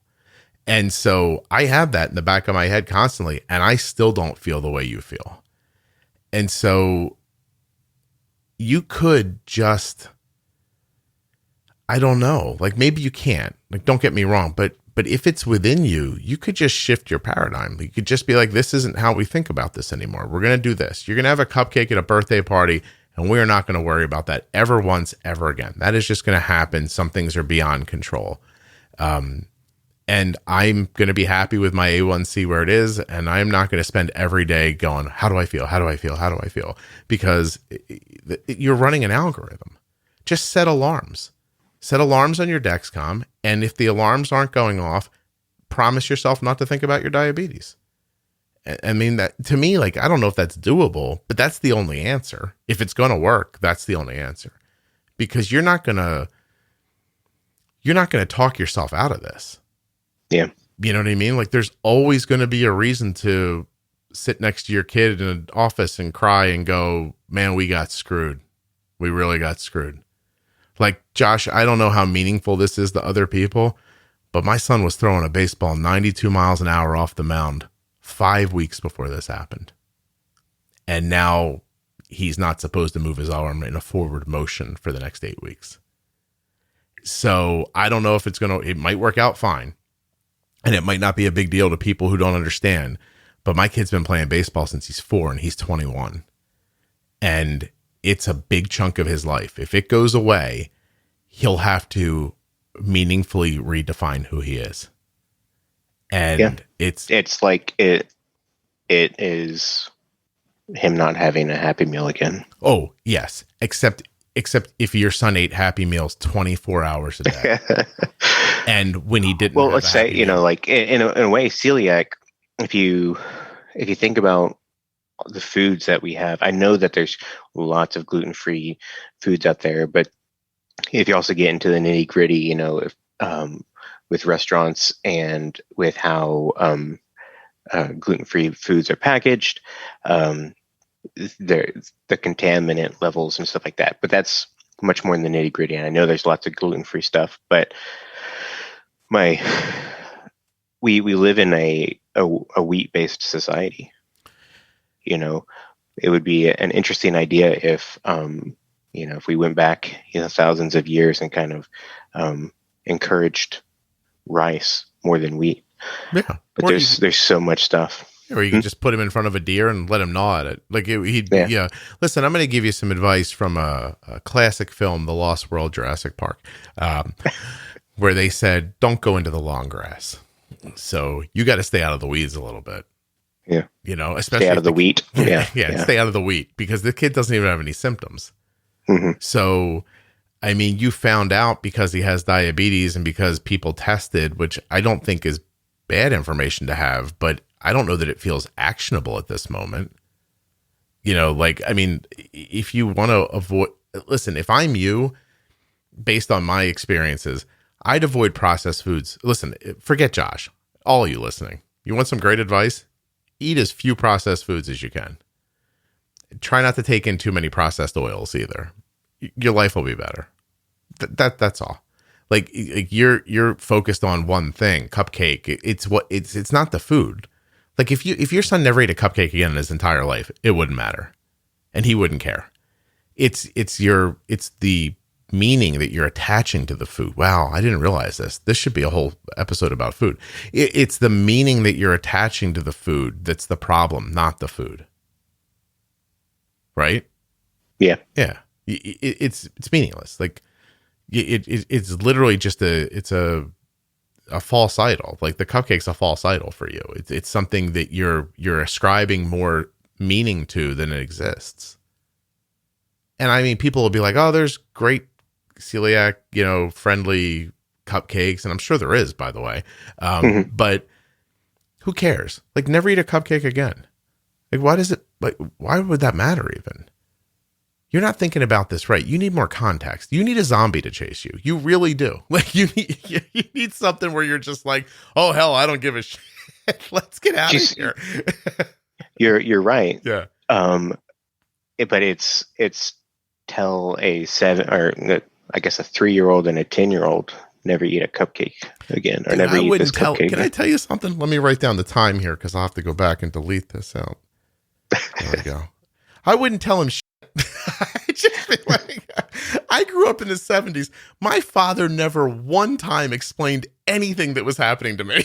He didn't even care how I felt the tiniest little bit. Is that right? It is not. But it's also not wrong sometimes. Like, sometimes he's 10, man. Stand in front of him and be like, listen, brother, no more. Sucks, right? We're not doing it. 3 weeks from now, you'll never remember. Let it go. We're out of here. Let's move on to something else and get out of here. And don't tell him anything. Like, this is probably completely backwards to your training, but totally. And to all it's antithetical to our parenting style and who he is as a person. I can do that to my 3-year-old because she's not going to remember. She's not going to remember good times and gluten. So yeah. Well, while I was lamenting with my wife the other night about how I worry about everybody, I told her, I was like, I'm less worried about the children than I am about you. And she goes, why? And I said, well, I met you as an adult. I never got to tell you what to do. And she's like, what? I'm like, so I backed up and I said, parenting to me is a little bit like bumping and nudging with insulin. Like, so to me, it's you have control of people when they're younger. And so you can point them in a general direction. Like, and you can pick the direction. This is a good direction for them. And then if they start veering away, you can kind of just like stand behind them and just kind of nudge them back a little bit. Go head back that way. Don't talk to Katie. I think she's going to do heroin one day. Like, you know what I mean? Like a little bit of that stuff. And you just kind of, oh, not that boy over here, and you do that a little bit, a little nudging, a little bumping. And you don't do it like that. It's not out loud. It's sort of, I mean, if you don't see yourself a little bit like a puppet master as a parent, I don't know what you're thinking, but you've got a little bit of control over what they think about and what they care about. And so you nudge them around. And I said, there are things like, not that this wouldn't be true of everybody or that somebody couldn't do it for me, but I said for my wife, I was like, there have been times where if you would have taken my advice, you'd be better off now. And she goes, well, I agree with that. I was like, okay, cool. I was like, but I can't help you. Like, you're beyond help. Like, you're an adult, you have your own thoughts, and I can't bump and nudge you. Every time I bump you, you swat my hand away. Your son's only 10, man. You could just point him in the right direction and be like, this is it, man. This is the world in front of us. Like, that other stuff over there, that doesn't exist. So we're not going to look at that anymore. And before you know it, he wouldn't care. Like, he wouldn't think about it anymore. I just don't think those people on The Walking Dead are missing cupcakes, is all I'm saying. And I know that's a completely made up thing, but it's also, if I took you guys out in the woods and left you there and you couldn't find your way back, I mean, you'd have about 1,000 thoughts before, can you believe there's no cupcake today? Like, and maybe the worst thing that's ever happened to you is the worst thing that's ever happened to you, I guess. Are these the same woods that grow Playboys? Well, Playboys and dinosaurs, apparently. So, dinosaurs, Listen, I got to just ask you a question. How old are you? 36. Well, about to be 36. So you were 16, 20 years ago in 1981? No, 1991. Yeah. When I was like 10 years old, it was 1981. And the biggest mistake we ever made in my life, when we found those dirty books in the woods, is I gave them to my dad. I was like, we found these and I don't think we should keep them. After we looked at them, we gave them to him. And so, and now I realize as an adult, he was probably like, oh, free nudie books. Cool. I don't know whatever happened to them, but apparently there were like, how kids drink in the woods? Mm-hmm. I guess I'm going to have to write the time down again. Hold on a second. 33. I guess they off in the woods too. Like, I don't know. I never did, but I mean, I couldn't think of any other reason now. Is it looking back while they were there? Aren't you happy you had the internet as a child? That's an interesting thought. I never really thought about that. I know. I don't know how pertinent is this, but my friend said he had a naked picnic in the woods once, with somebody, not by himself. So I don't know. With like a friend or like it was a female friend, a sexual acquaintance. Oh, okay. I don't think anything happened. They just took their clothes off and ate lunch. I guess so. I don't know. Honestly, I don't know. I think it was gluten free. Because I want your son to be able to do it too. Sure. Oh my God. You know. Yeah. Go ahead. I'm sorry. I was gonna start thinking about like the price of gluten free food and all that sort of stuff. It's so expensive. My goodness. And when I had to eat gluten free for a month so the doctors could check something, I gained weight too. Because, but this was different. It's because in my mind, I commingled gluten free with healthier. Yeah. And I was like, I can eat as much as I want of this. It's gluten free. Turns out that was not the case. That was not the case. It certainly can be, because it's interesting. So it really kind of pushes things out to the edges, because gluten free can be Mediterranean style, fresh vegetable, sort of food, or it could be these super processed foods that, you have to add this and this and this weird thing and this weird thing to make it chewy, kind of like there would be gluten in it. Right. So, yeah. Dude, you're in Texas. Why don't you just get the kid a bunch of barbecue and be done with it? I mean, we certainly do that. And things would be a whole heck of a lot easier if we lived in Austin. We're about an hour away from Austin, because, Austin is the land of trendy eating. Yeah, no kidding. There would be more options, I guess. Well, how about this? I thought of this earlier. Like, maybe you guys should learn to cook. I've got red beans and rice going right now, so it's my wife's recipe. Nice. Yeah, I mean, listen, man. Here's the truth. This is going to be okay, and if it's not, you're stopping it from being okay. That's it. I don't see any way around that being the truth. Do you? Mm-hmm. I mean, it's going to be okay because it has to be okay. Yeah. Right. It is just going to be okay. Listen, I'm adopted. Someone had me and gave me away. And then I was adopted by people who got divorced. And my father left on my 13th birthday. We lived on $70 worth of food a week. It was me and my two brothers and my mom. At one point, it got so bad, the state offered to take her children off her hands for her. She declined. I thought I was going to live. You've heard me talk a lot, right? I thought I was going to work in a sheet metal shop my entire life.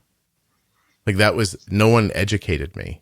No one had any hope for me. The idea was go to school because the state makes you, and then go get a job with your uncle and pay attention, and maybe he'll let you run a machine one day and pay you some extra money.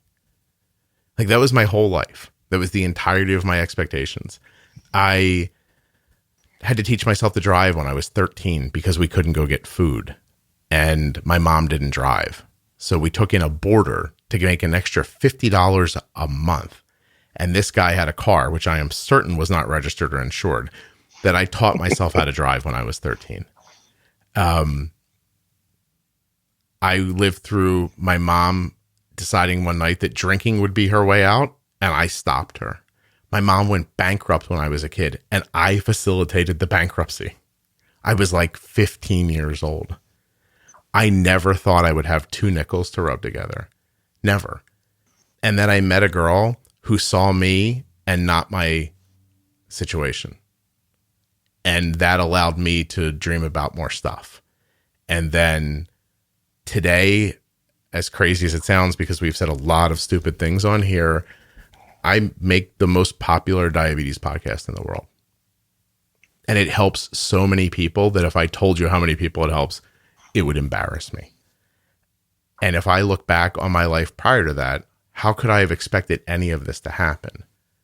And the only thing I can tell you the only thing I can believe that got me from where I was to where I am is that I wake up every day incredibly hopeful, even when is really, really going wrong. And there have been times in my life where it has been going really, really wrong. And so I don't know another way, or if my way helps anybody else. But to me, we're all running from zombies. And if you stop to see what happened to Katie, it's going to happen to you next. And there very well may be something better over the bridge. So I mean, you're either going to die here or keep going. Might as well keep going. Got nothing else to do. That just, to me, like life feels like that. It just feels like walking forward. And sometimes you walk into a field of flowers, and sometimes you walk into a bunch of weeds, and you start thinking about the calorie counts of celiac items in the grocery store. I just think that you can't stand still. Like, that's it. And you're such a smart, thoughtful person. Like, in the 2 times that we've spoken, I have found myself equally very much liking you, finding you incredibly affable and smart and feeling. And then there's part of me that feels badly that you're stuck in your own head. And that's it. And you don't deserve to be felt badly for. Like, that isn't who you are, in my estimation. Of course, a person who's known you for 3 hours. But I like the way that you just put that. I don't want people to feel, badly for me. And I don't want to feel badly for me. So why would I feel badly for me if I didn't want people to feel badly for me? Yeah. And I think that takeaway of that, thinking about, okay, how long is too long to sit and stew before the zombies get me? Mm-hmm. Which, by the way, do you have something against Katie's? It's like the third Katie. It's just the name that popped up the first time, and I was going for consistency. I just wanted consistency. That's all. And me too. Yeah, I know. I'm more of like a Chad or a Cooper. They get eaten. Yeah. I don't like the pretty boys in the monster movies that aren't really my style. So in my mind, by the way, Katie is in a tied up top. It's plaid, and she's wearing cutoff shorts. Just so everybody knows where I'm at. Gotcha. So, and just kind of, sometimes that hope part where you like you said, I would imagine that, in the past 20 years, there's been mornings that you've woken up without the hope that you're talking about. Mm-hmm. And I guess remembering that there are days that feel like that, but keep the scales tipped towards hope. Yeah. Towards thinking about, that my son will have the most popular something diabetes and celiac podcast. Yeah, right. Conjoined together or something like that. Something. I mean, he's going to have something. You know what I mean? Listen, on those days when I wake up, I think to myself, yo, man, you got to go. Like, it's time. Like, you made babies. You promised that girl. Like, go do it. Go do it right now. And I get up. I don't know another way. But but my existence right now around diabetes and, thyroid and these other issues that people in my family have, my iron thing, like all of that, compared to how I lived when I was a child, this is a fairy tale. So I have something worse to imagine. And I wonder if you just don't have something worse to imagine. I feel like I do. Do you? But your thing's so connected to your kid, though. Mm-hmm. Yeah. Like, it would be hard for me to, like this is going to be an extreme thing, but I'd have a hard time thinking that a Holocaust survivor would be held down by a celiac diagnosis. Yeah. Like that kind of a feeling. They'd be like, I just can't have bread. Like, they have context that I mean, I think of them as people who have contacts more than anybody really on the planet, but even as they are getting older and there's fewer of them. But I mean, that's a thing. Like I said to somebody the other day, like, how can we be a country of people who won World War II and so few decades later be genuinely oppressed by a person we barely know on Facebook saying something that may or may not be focused at us that we think is focused at us? Like, how did that happen? Like, how did we go from, and I just think that it's experiences and what you know is the bottom.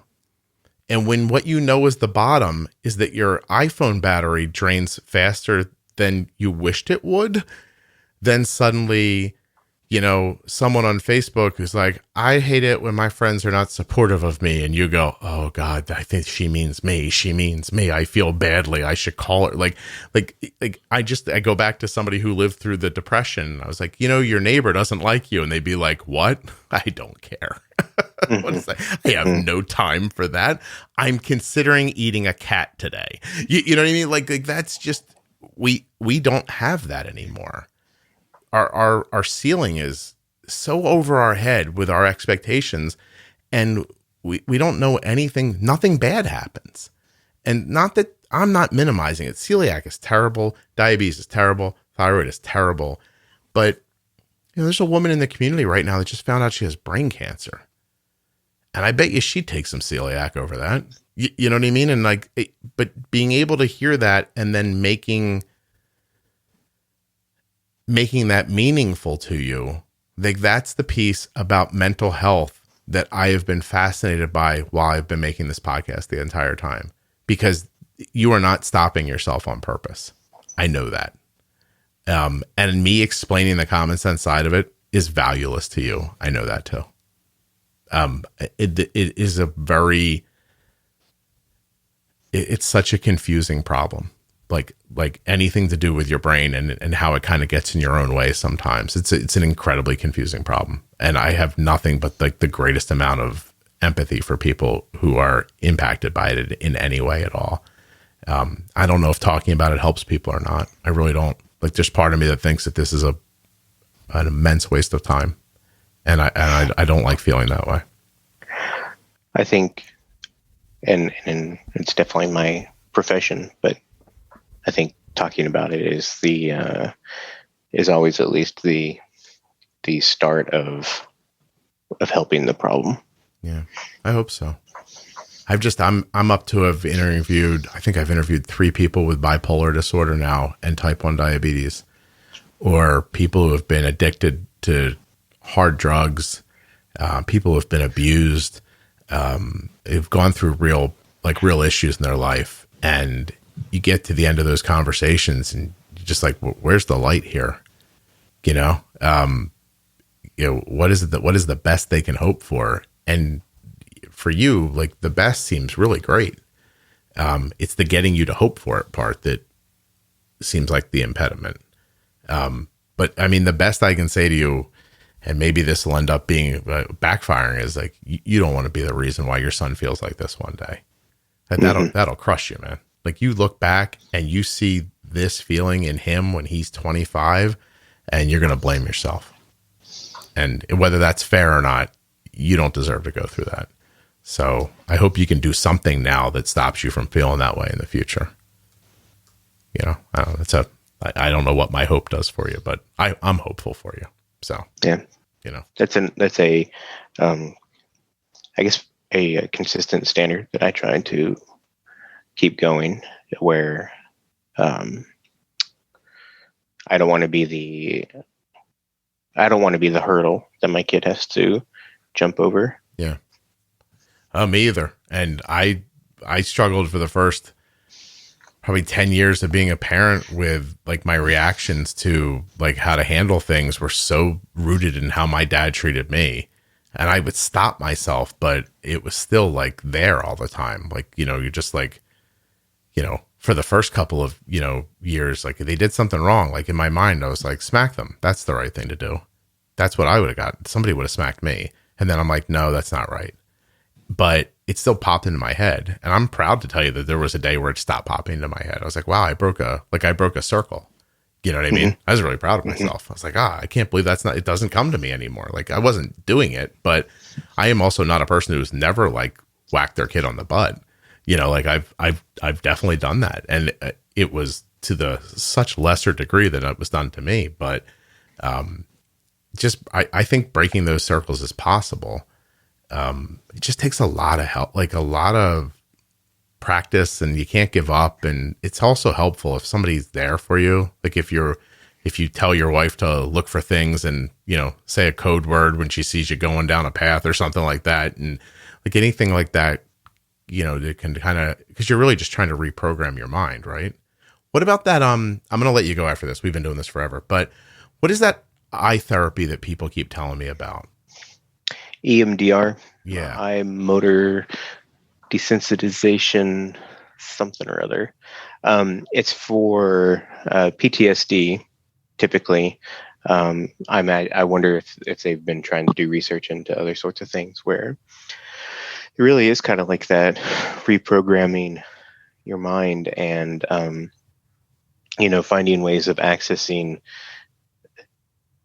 I guess, that more internal automatic thought sort of part of your brain by using these eye movements to kind of make you go from left brain to right brain. I think that's my understanding of it.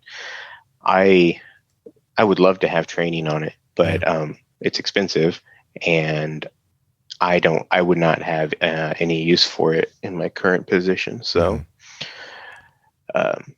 yeah, I don't know. But retraining your mind, like you said, is kind of a key tenet of cognitive behavioral therapy, something that a lot of people have heard of, and just reframing those automatic thoughts. You know, today is not going to be a shitty day. Today is going to be an okay day. And giving yourself reasons of why that is, you know, and making those reasons more forthright than the reasons why it might be a shitty day. Yeah, I gotcha. Well, listen, I love talking to you. I hope you have a ton of success. I hope you come back on a year from now and you're like, Scott, everything's great.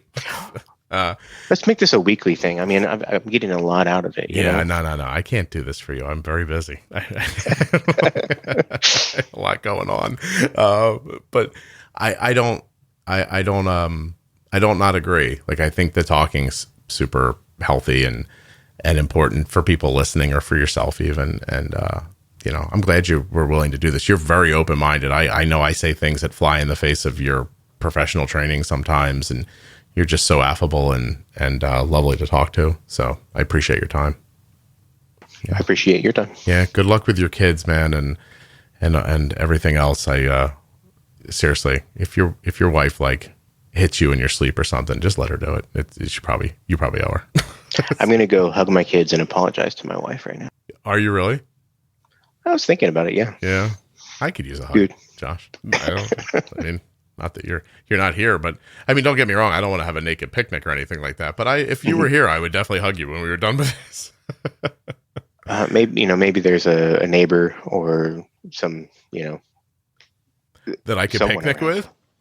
No, I was thinking just a hug. But okay. If you wanted to ask them to that, you could. Kelly's downstairs. I'll hug her and she'll be like, oh God, what did you guys talk about? I actually have a neighbor who is, and I don't want to use clinical terms incorrectly, but batshit crazy. So I don't think hugging them would be a great idea. The good old BSC. If it's not in the DSM, maybe it should be. Yeah. When I run out of diabetes things to talk about one day, I will talk for an hour about the people who live across the street from my house. Let me just leave you with this teaser in case it ever does happen. 3 a.m. trimming the grass with kitchen shears. That's all, Josh. Let it resonate. I'm not a horticulturist or any sort of lawn care professional, but I can't imagine any reasons of being out in the lawn at 3 a.m. I think, and I don't mean to make light of it, honestly, but I think that might be something we're quieting some voices or something's going on. But they've done so many, like, Addams Family level things since I've lived here that it's actually not funny. If I made them a character in a sitcom, you'd be like, oh, it's over the top. They overwrote that, and I wouldn't have to gild the lily at all telling their stories, and you'd just be like, that's not believable. I'm like, yeah, okay. Anyway, I'll stop this recording, and I'll tell you something that will make you laugh before you go. Okay. Thank you for doing this.